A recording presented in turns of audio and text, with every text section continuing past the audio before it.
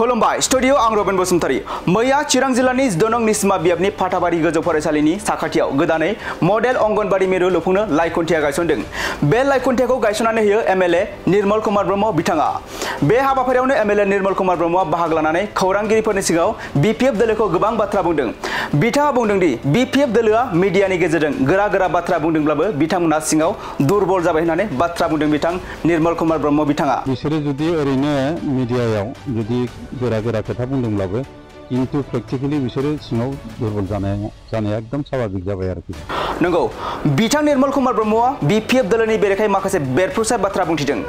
बिथाङा ओरैबायदि बाथ्रा बुंबावदों दि बीपीएफ दोलोआ सरकाराव फैनायनि जेबो राहा गैलिया होननानै बाथ्रा बुंथिदों बिथां एमएलए निर्मल कुमार ब्रह्मआ। दासो बिथांमोना बुंबाय थादों जे जों सरकाराव फैयोबा जों लेन्डलेस मानसिफोरनो हा होगोन होननानै बुंदों।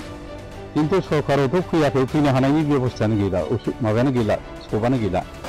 बीपीएफ दोलोनि गोख्रों दैदेनगिरिफोर जेरै चन्दन ब्रह्म, खाम्फा बरगयारी, हितेश बसुमतारी, रेवरेवा नार्जिहारी आरो गोबां दैदेनगिरिफोरा बीपीएफ दोलोआव थानानै रायजोखौ सिबिनो खाबु मोनैनि थाखाय यूपीपीएल दोलोआव फैनानै रायजोफोरखौ सिबिगासिनो दं होननानै गोख्रों बाथ्रा बुंथिदों बिथां निर्मल कुमार ब्रह्म बिथाङा। आरोबाव बिथाङा बुंथिबावदों दि बीपीएफ दोलोआ मीडियानि गेजेरजों गोरा बाथ्रा बुङो, नाथाय बीपीएफ दोलोआ सिङाव दुर्बल जाबाय होननानै। आरो 17 बोसोर बीपीएफ दोलोआ सरकार सालायदोंब्लाबो दा बिथांमोनहा सरकाराव फैनो हानायनि जेबो राहा गैला होनना गोख्रों बाथ्रा बुंथिबावदों बिथां निर्मल कुमार ब्रह्म बिथाङा। बेनि अनगायैबो खौरांगिरिफोरनि सिगाङाव बिथाङा मा बाथ्रा बुंथिबावखो नोंथाङा आबुङै मिथिनानै लादो। यूपीपीएलआथ' दा जुदि इलेक्शना काउन्सिल इलेक्शना जायोबा दाबो देरहानायनि अबस्थाया जोंहा रेडि जानानै दं। जों दा साबसिननिफ्राय हामसिन जों खालामनो नागिरदों। आरो बुंनो थाङोबा निसिमा समष्टि हिसाबैथ' थांनाय बाइ इलेक्शनाव 6700 बेब'दानाव मार्जिनाव जों देरहानानै थाखादों। दा होमब्लाबो जोंनि बे ओनसोलनि ब्लक कमिटि, प्राइमारि कमिटि आरो गुबुन बिसिडिसिनि लिडार चेयारमेनफोर, मेम्बारफोर आरो गुबुन बुथ कमिटिनि जेनिखि दैदेनगिरिफोर बिथांमोनहा साखाफारा जागासिनो दङ आरो साबसिननिफ्राय हामसिन खालामनो थाखाय नाजागासिनो दङ। बेराफारसे जोङो बीपीएफ दोलो हिसाबै बीपीएफ दोलोखौ माने मेल मिटिं खालामनाय नुनो मोनो। इन्टारनेटनि माबाफोर प्रब्लेम जादों नामा बीपीएफ दोलो? बेखौथ' नुगासिनो दङ।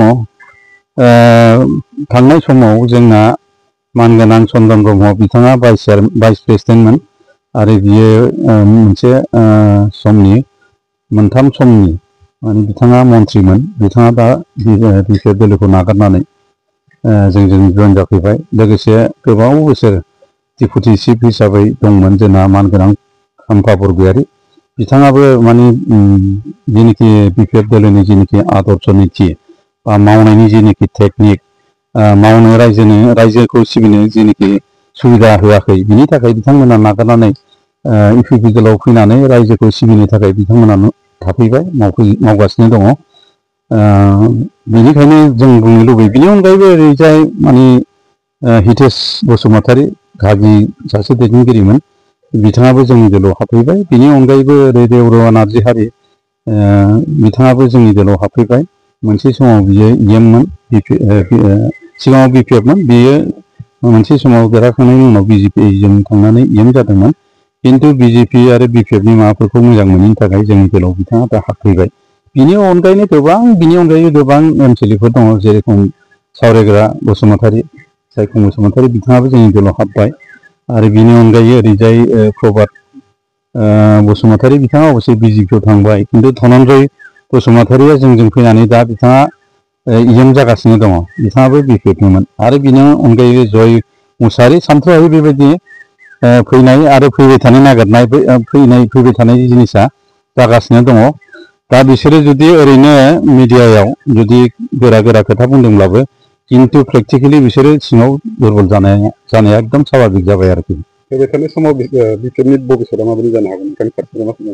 बीपीएफनि भबिष्यतआथ' मा जानो, गोबाव सम 17 बोसोराव बिसोर गभर्नमेन्ट सालायदोंमोनब्लाबो दासो बिथांमोना बुंबाय थादों जे जों सरकाराव फैयोबा जों लेन्डलेस मानसिफोरनो हा होगोन होननानै बुंदों। किन्तु सरकारावथ' फैयाखै, फैनो हानायनि बेबस्थायानो गैला, माबायानो गैला, स्क'पआनो गैला।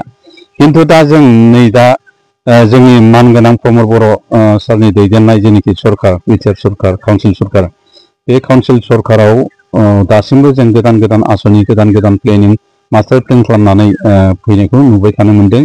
आरो बुंनो थाङोबा 5 बोसोरबाबो दा 4.5 बोसोर थांबाय, बिनि गेजेराव किन्तु अलमोस्ट माने 1 बोसोर 3 मास बायदिया कर'ना भाइरासनि थाखायनो बिथाङा गावनि सरकारखौ मोजाङै सालायनो हायाखैमोन नाथाय कर'ना भाइरास जोबनाय लोगो लोगो गोबां आसनि बिथाङा जोबोद खालामबाय थादों जेरै गैजारोङि गोरिबफोरनि थाखायबो अनसाय बिथांखि लादों आइ अनसाय बिथांखि लादों आलारि सोरां लादों ओमफ्राय ओरै सेल्फ हेल्प ग्रुपनिया माइनाव सोरां गुबुन बेबायदिनो आसनि लाबाय थादों आरो हा गैजारोङिफोरनो हा होनायनि खामानिया दासिमबो जोबनानै थाङाखै होगासिनो दं आरो होबावगोन आरो मोजां खौराङा बेनो ओरै खैला मैला एरियायाव खैला मैला मालिबिथा एरियायाव गोबां फरेस्ट भिलेज दङ 37टा फरेस्ट भिलेजनि जेनिखि लेन्डलर्डफोर बिथांमोननि जेनिखि फरेस्टनि जेनिखि हायाव दंमोन फरेस्टनि स्टेटासाव दंमोन बेखौ जों दा कनभार्सन खालामनानै मियादि बा रेभिनिउआव लाबोनायनि जों